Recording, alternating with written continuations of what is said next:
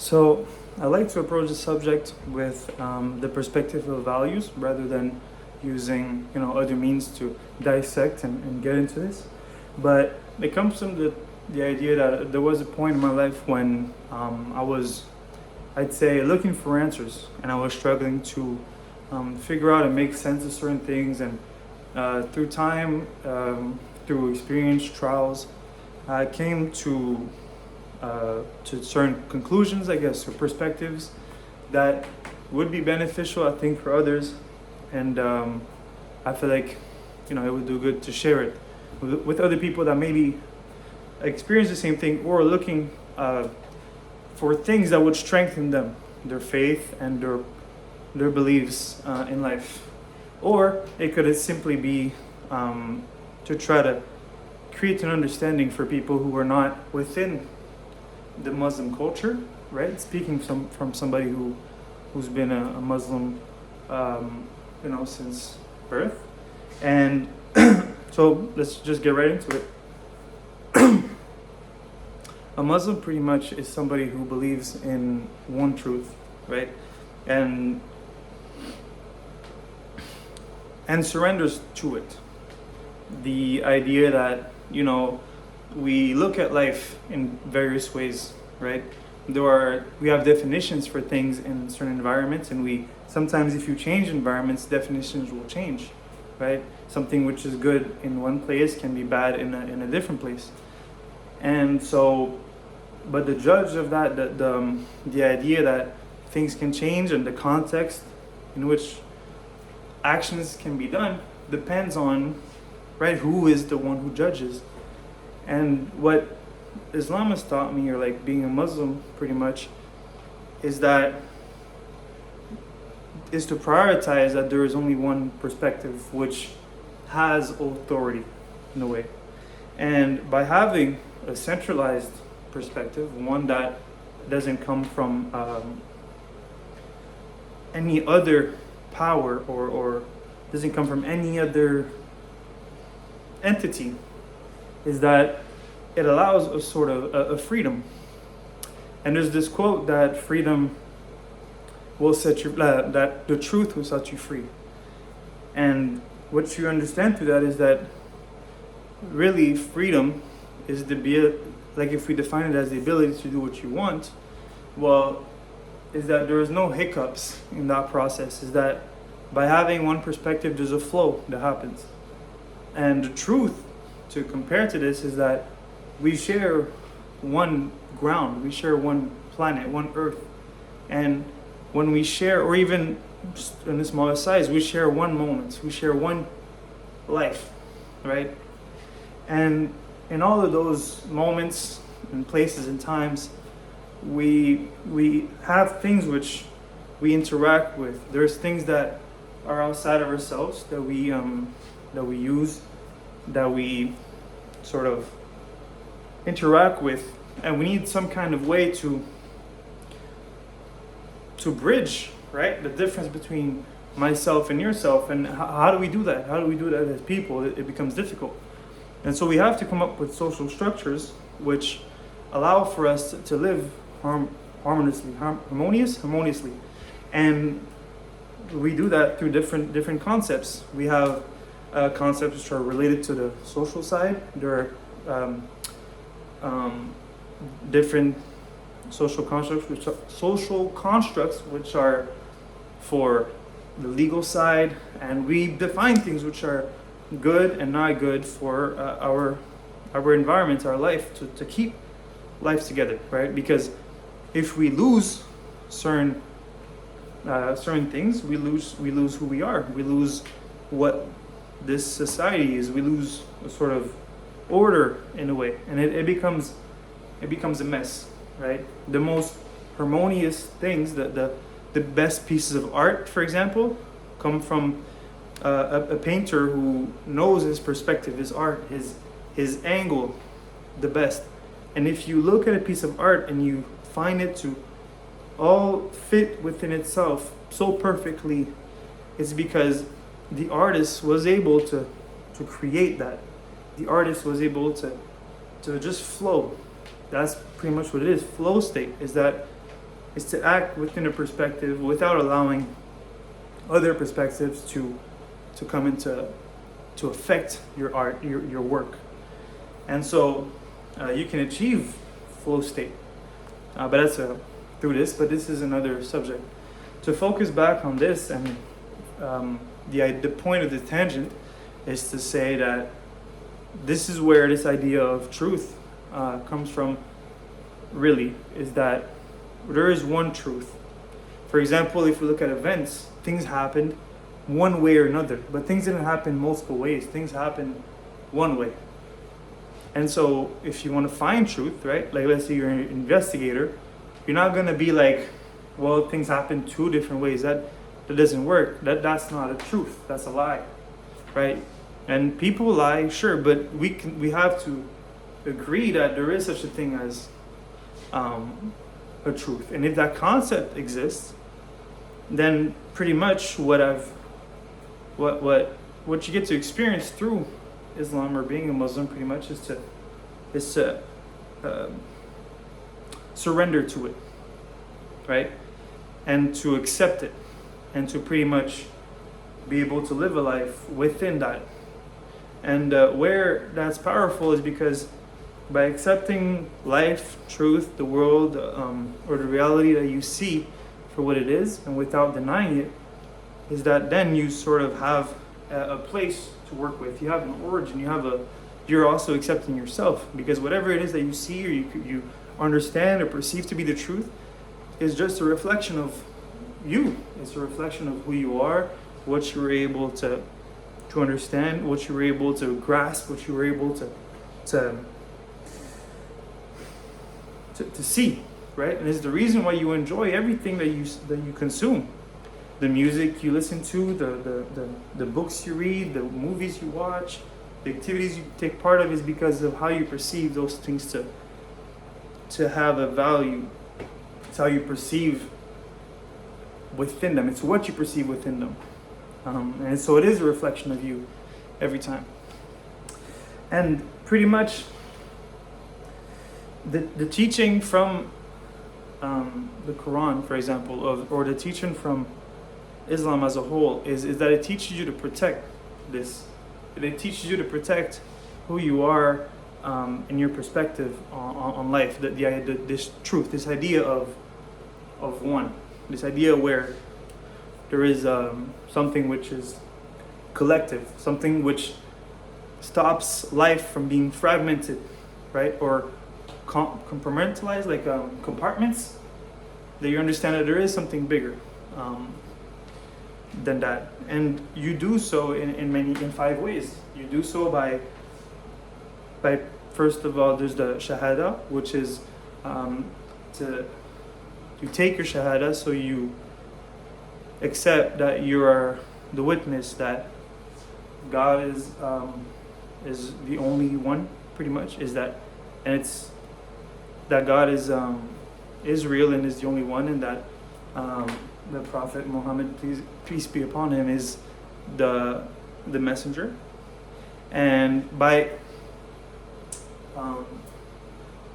where this bridges into the conversation we had in this first point is that by understanding that life as a whole has one angle, has a truth, has something which is the truth, that we will use as to bring us all together, something which we are all privy to, something which matters to all of us. It's also to admit that there is an authority which rules all of us. And if you use the idea of truth as an example, is that, for example, if I'm standing here and you're standing here, and that an event happens here, me and you both have to agree that this event happened here. It is part of both our reality now. And in that sense, this is what I mean by truth, is that in this moment, in this point, the truth is that this event happened here. How it did, and the words that are used to describe it, the language, whatever, those are all different things. But the point that this event happens is fundamental. It's universal. It's kind of I'm talking about Donald Trump. What the hell? Anyways, like so this is what I mean by this idea of truth, is that life happens, events happen. We don't understand all the events that happen, but they do. And there is a point of collective between all of us, is just this idea of truth. And this perspective that we have on life, pretty much this idea that there is something, it's bigger than us, right? If you have to accept it, you have no role over it, it's bigger than you. And so you surrender to it. You surrender to truth. It's true, this happened, boom. To be able to do that, on this example, seems easy. It's hard for a lot of times through life. Things happen and we perceive things a certain way, but we have trouble surrendering to the reality that we see, that we know. And so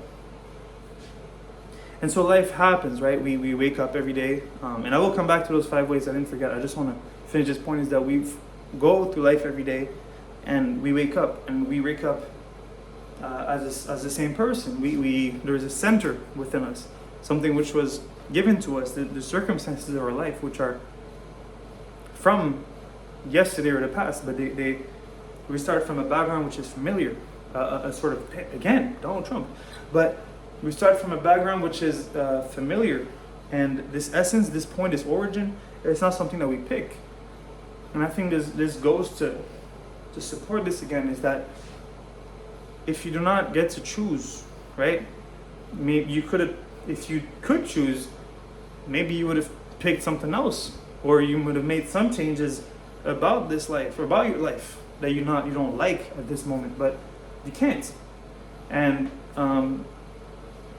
you didn't, because thousands of days have passed, and it's still the same. So at some point you got to say, okay, well, I'm not in control of this. I can work to change circumstances. I can work and hopefully change certain things, but there's a part of it that you can't. Right. So that being said, the 5 ways to go back to them are to take your shahada, right? It's basically just to testify. To testify, there is only one God. Boom. Second one is to pray, right?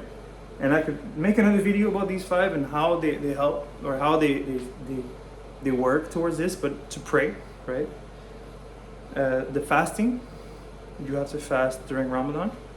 You if you can, if it's possible to, you go do you travel to the pilgrimage. You do a pilgrimage at the Mecca, the Hajj, we say.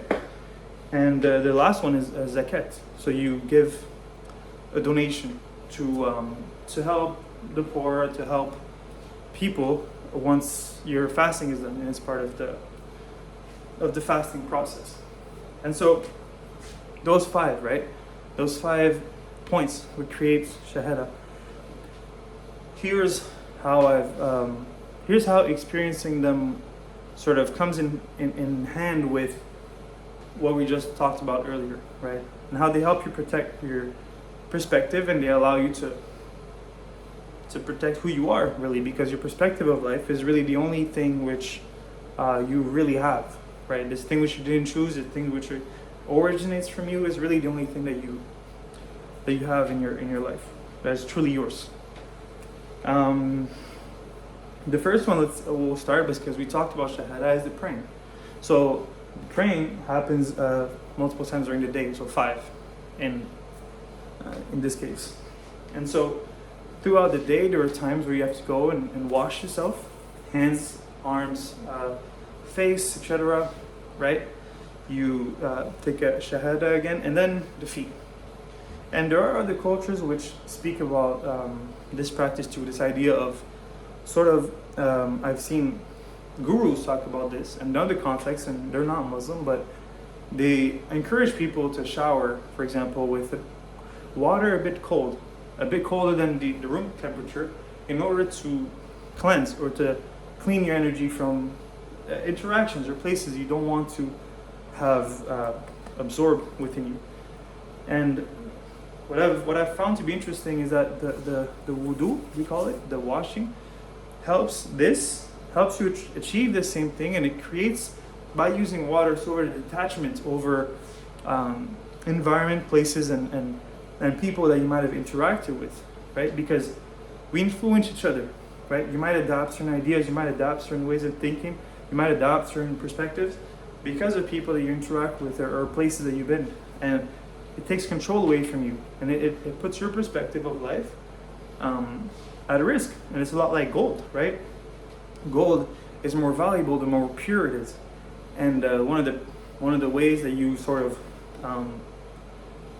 that Islam, or being a Muslim, sort of pushes, or not pushes, but guides towards, is this hunt, or this search for purity, and it's one of the biggest things. And so the praying happens, and it's funny because it kind of links with the first, not funny, but it's interesting because it kind of links with the first point, this idea of truth, and this idea of return, of protecting this point of origin. But is that you physically bow down, right, to it. You recite passages from the Quran which helps you create and understand life, understand God, understand the reality that we live in a certain light, and in a good one. And there is a power within looking at life in a positive way, looking at God and repeating things such as God is greater, because Allahu Akbar actually means God is greater, right? And it's this idea that this is another subject for another video, and if you guys would like to watch it, you could leave a comment, but it's a whole other discussion, and it would be confusing, but this idea of always pushing for more than what we perceive. Through praying, you practice that. You go all the way to the floor with your forehead, and you physically do these actions which mean something. And they mean that, in a way, basically, that you're not in control of everything that goes on. You're not in control of life as what it is. And even if you take all of the right steps, there are times when things don't work out, and it for sure happened to a lot of us. So if you were in control all the time, and if things were really all in our hands, then why would these things happen, right? So this is part of it, right? This idea of origin, this idea of what was given to you, is something which is bigger than us, something which is bigger than the comfort of the now, and this uncomfortability of praying and doing these actions even when we don't want to sometimes, help us always keep that anchorage, always keep that point of reference, and to have a better connection with it. And that's how you can find a way to go through life which is less confusing, where you have more clarity. Because the more you mingle around and you run in all of these different places, the more diluted you become. And so it becomes hard to have a practice which would, there are not many practices that you have which allow you to come back to a place of purity. Nothing from what you see on the screen on these phones pushes you towards that. There are some practices like journaling and blah blah, but it's really rare that we do this. So we spoke about praying, and then there's fasting, right? Fasting, in my experience, has been something which allows for us to process and to reflect on our life and on what it is that we go through. And it's not a new concept. Like, it's not something that, new concept maybe for other people, because something for somebody who's not in the culture, because what reflecting will do is that it will force you to remove all the distraction of music, food, and water, any consumption, and your gaze, all the things that distract you from yourself, from life, from the reality of things, and force you to look at these things, right, for what they are, for the reality of life without those distractions, and to be able to remove anything that blocks you from it, right? And then I'll use an example. Let's say you have an addiction to coffee, right? And you use coffee for ways that maybe you don't understand, but you drink coffee and coffee and coffee because you don't want to be in this place within yourself where you're bored, or maybe you're struggling to face for whatever reason. It could be an emotion, it could be a state, right? But you don't want to face those, but maybe you're not aware of it. And then Ramadan happens, and now you have to go without, right? Now you have to face life for what it is, without consuming something which will block that away.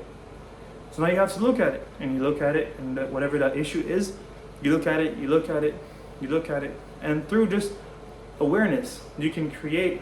Awareness is curative. It's a quote that comes in my mind right now. It's not for me, by the way, but it's been really helpful.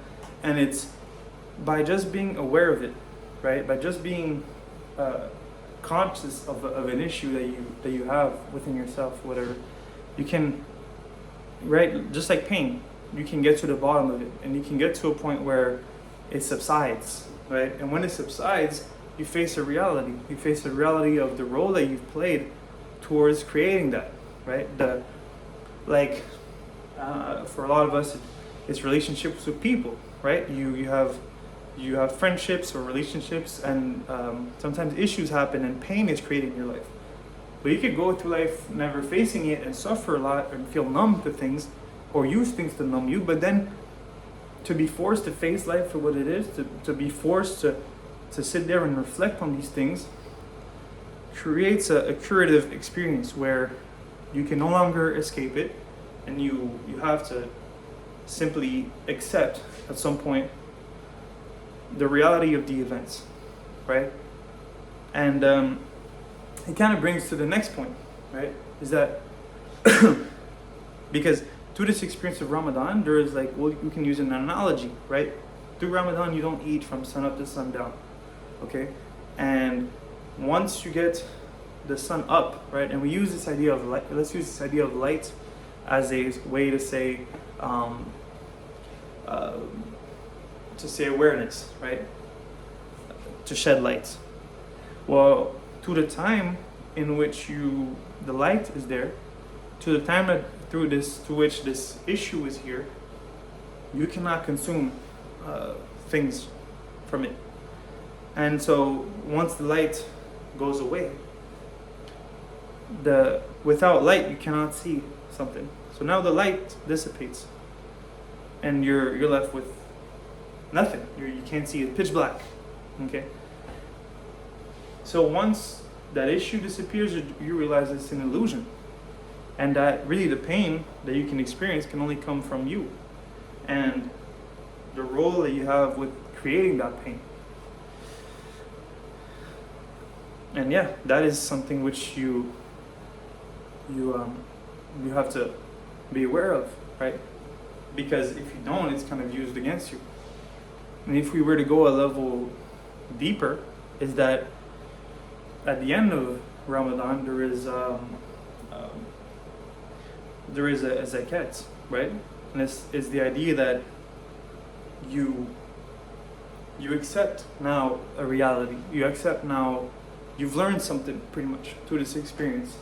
And the zakat is to give at the end. And it has to be done before the first prayer after the end of Ramadan, which is the Eid prayer, right? Eid is just a way to just say the celebration, okay? And where it's sort of symbolic because it's a small amount of money or it could be food or something in other areas, but that little something is sort of what you give back to the world and what you give back to people who don't have certain things, right? Just like you do give advice or give healing or help to people who don't have the tools to perceive certain things that you do maybe, or that don't have solutions to things, and you offer something of your own. And then you walk out as a new person because now you understand certain things about life. and you've grown pretty much without being a sort of a sheep to to illusions controlling your actions, right? So that's the idea of zakat, which is the fourth point there. Then the fifth point is the idea of going on a pilgrimage, this to travel towards Mecca and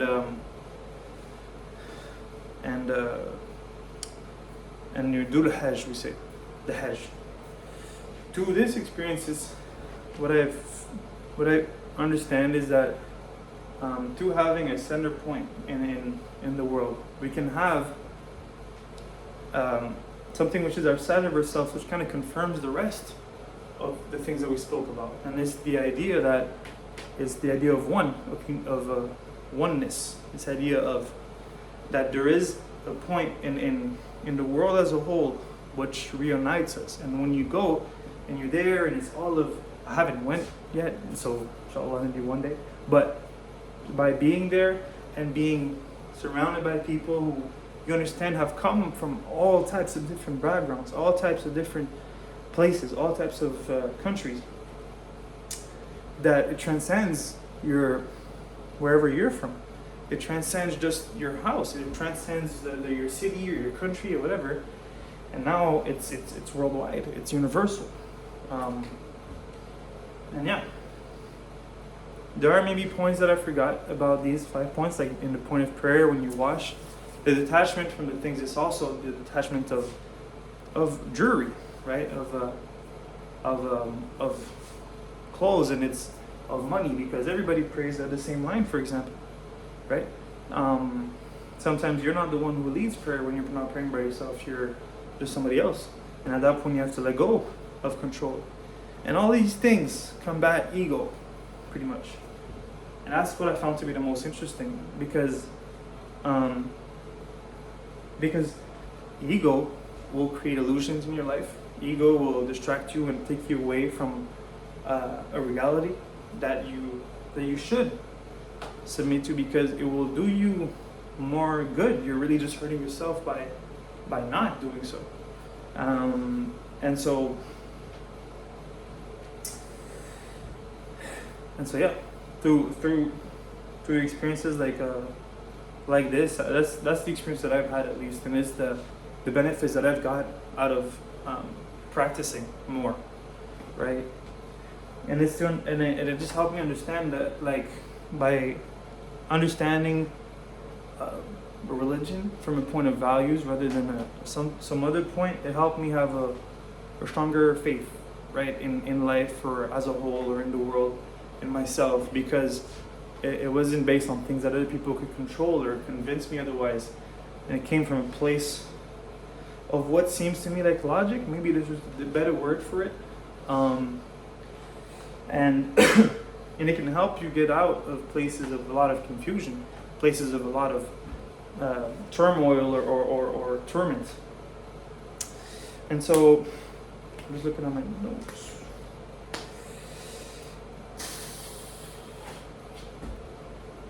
And yeah, I hope this video was useful. It's not the same content that I usually do, but I think it's one of the most important ones because of how important it was for me in my life. And I guess this is a form of me giving back to the collective understanding of the world, and I hope I did it justice. There is more to say about this, for sure. There's an infinite amount of things you could talk about, and I could make another part of this if people want to watch it. So I hope this, maybe created curiosity for more of this content, or that, it was able to bring more clarity to people who are not from this culture or from this religion, or that it helped people who are within the religion, and that it helped strengthen some of their understanding or beliefs about the religion as a whole. And so yeah, thank you for watching.